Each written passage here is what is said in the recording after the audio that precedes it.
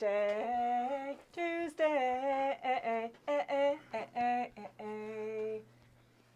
It's Tuesday. It's Tuesday. It's actually Tuesday. It's actually Tuesday. It's actually Tuesday. It's actually Tuesday. Oh my gosh, I'm literally losing my mind.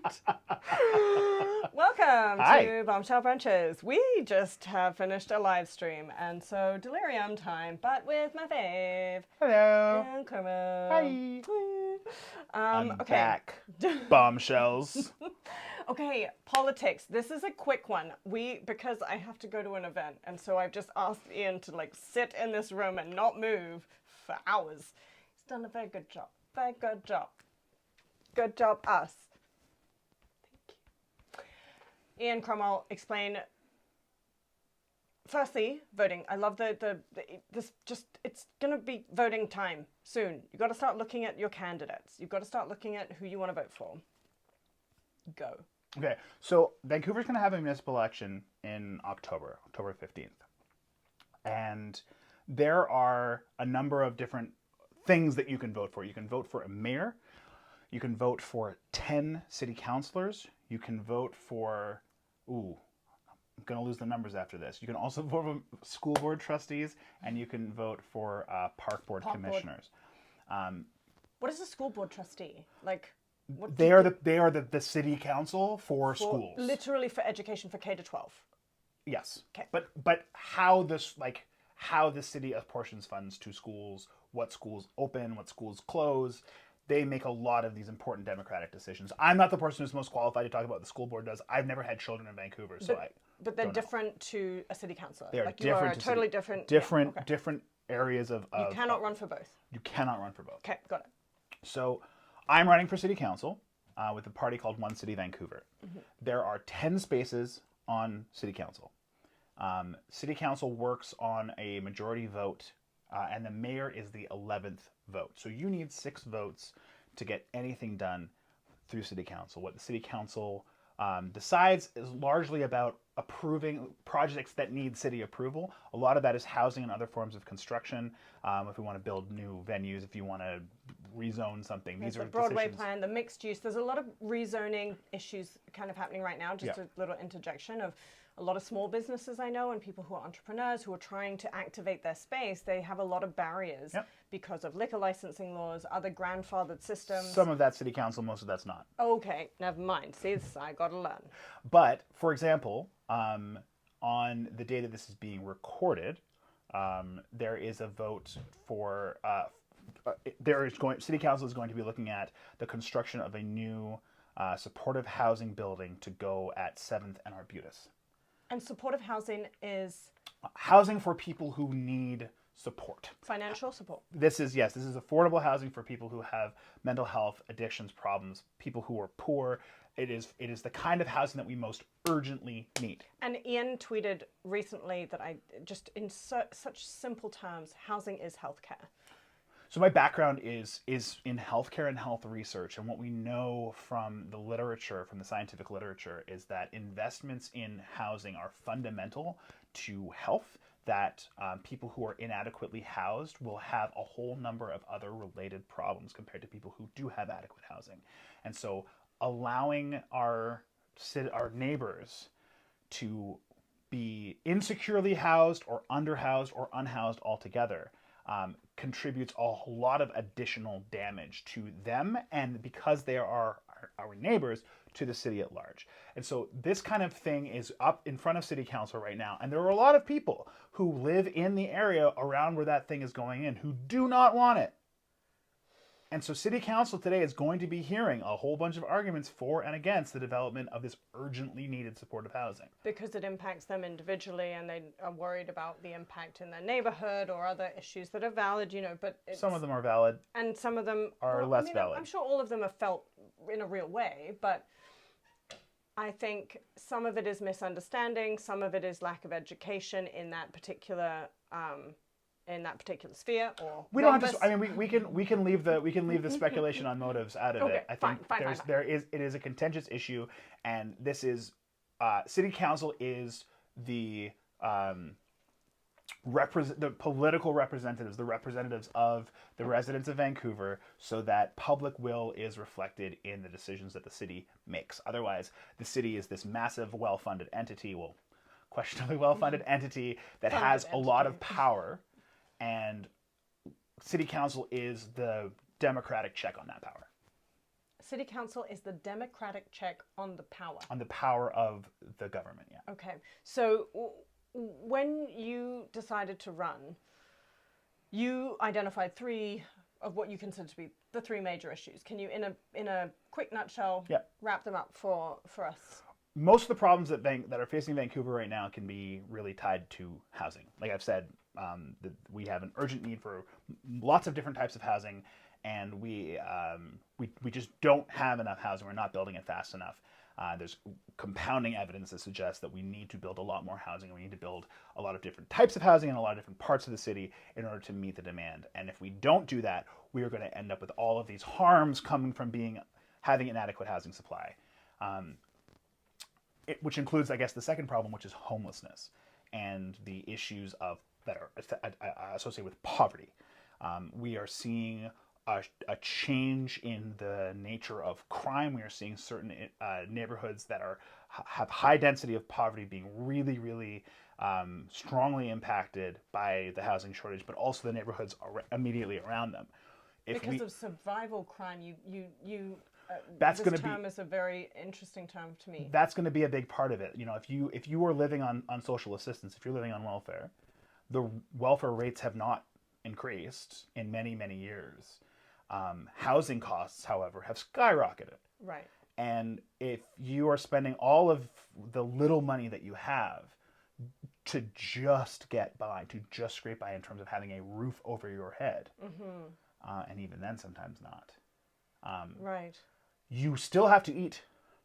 You still need medication. You still need all of the things that you need to be alive. And in fact, being poor is more expensive than not being poor. Yeah. And so people are, in many ways, any change that we are seeing in the pattern and rate of crime is associated with that lack of sufficient secure housing. And then the third big issue, of course, is the climate crisis. We had the heat dome last month, and of course we had a mini one this past weekend. The one this weekend was nice. The one last year killed a bunch of people, plus billions of sea creatures, which is a massive impact to the entire ecology and economy of the whole province. Right. If we are not adequately moving to address problems at the scale and speed that the crisis is coming at us, we are going to get toasted. And so it's really, really important in this next election to be thinking about who is going to make the kinds of change and at the rate of change that is going to actually make a difference in the lives of the people who need help most. And I think that's a really important point right now, is to think about not just what you need right now, but to actually look at the bigger picture, because it is going to impact you in one way or another. The prioritization of these issues is really important for you to understand.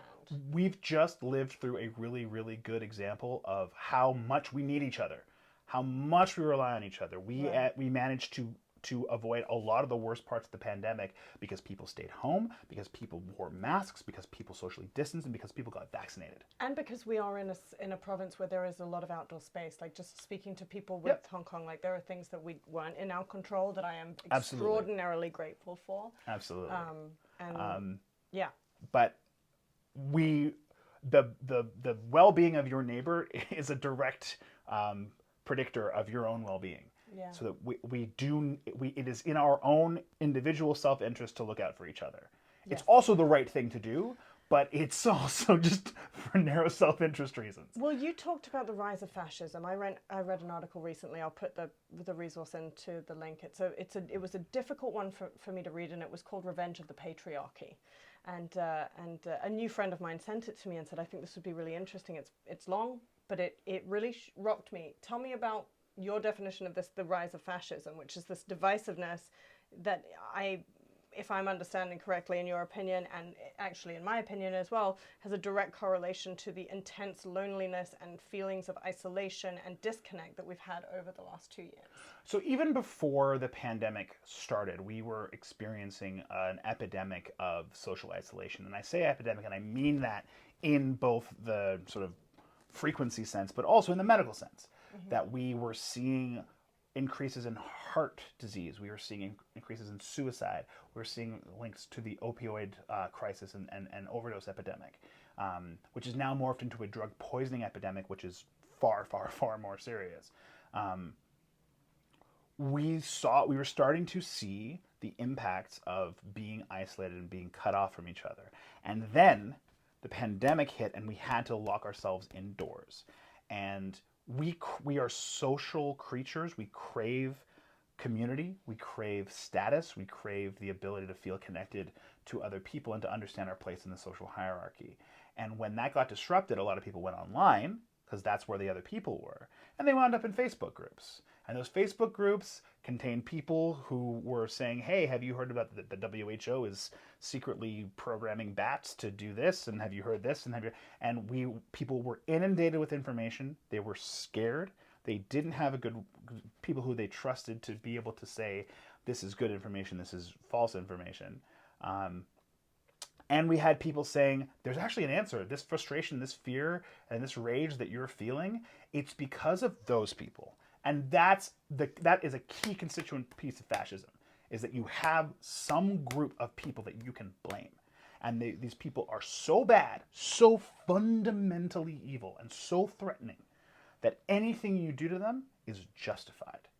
And so then it just becomes a question of who is the most willing to inflict violence on the other. And I will say as well, just with the rise of anti-Asian hate crimes happening, I think that's one of the perfect examples of the worst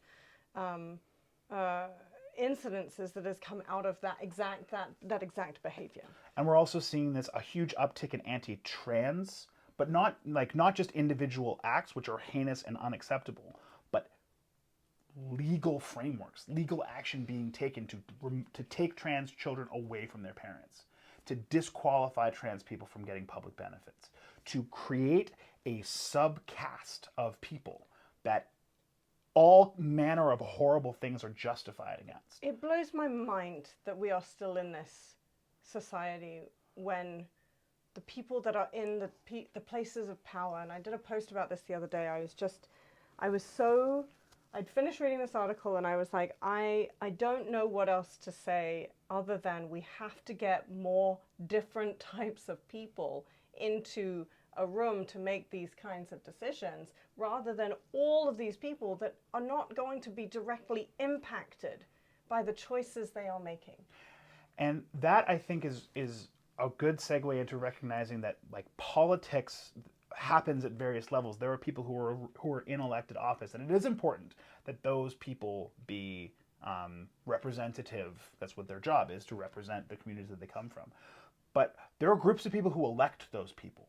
And the more diverse and more interactive and more inclusive our networks are and our political organizing is, the more we recognize shared struggle between trans people, Asian people, Black people, people in the global South, poor people, etc. Right. We recognize these shared struggles. Right. And recognize that we have more to gain by working together than to lose by giving someone else a piece of the pie. Yeah, or just, and giving someone else a piece of the pie can be just not engaging.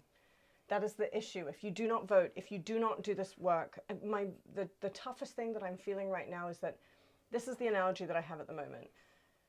As someone who has experienced visible or invisible barriers to entry, at this juncture in existence, in this society that we live in right now, it is not only our responsibility to jump over the barrier that we have, but it's to pick the barrier up and dismantle it on the way in midair, so that by the time we get down, someone else can get through that barrier. The other really important thing to remember is that tearing down barriers is fun when you do it with friends.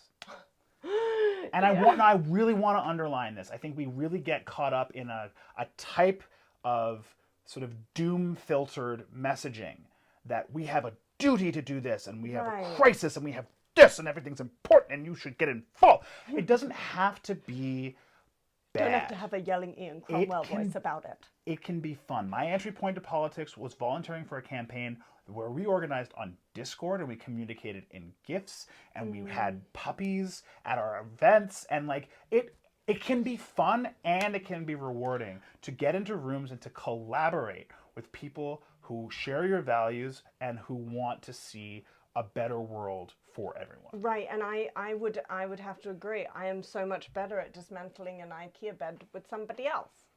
I am going to invite you to maybe reconsider that analogy. Why? Well, how are you dismantling the bed? What do you mean?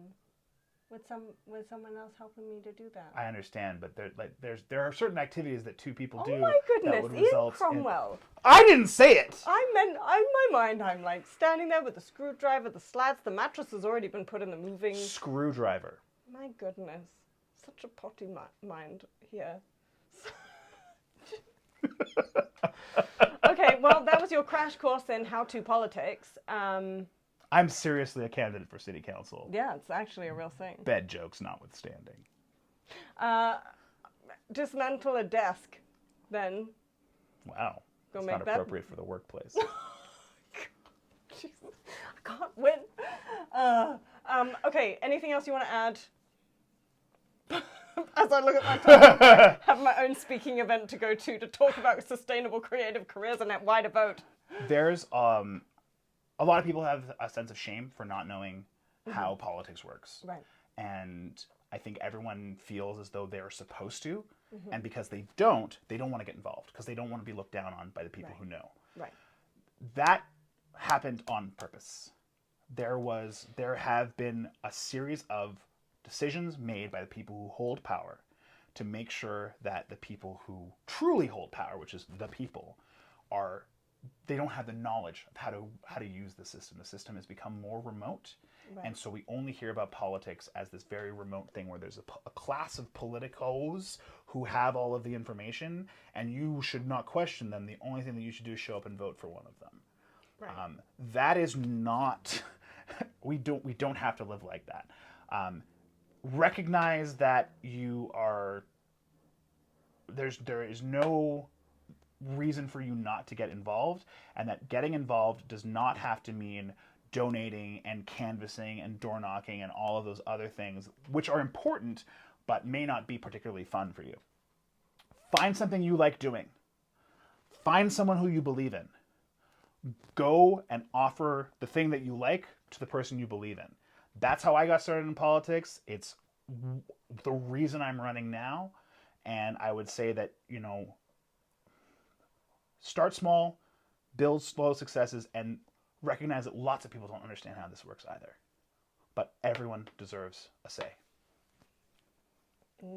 That's our politics episode. Thank you.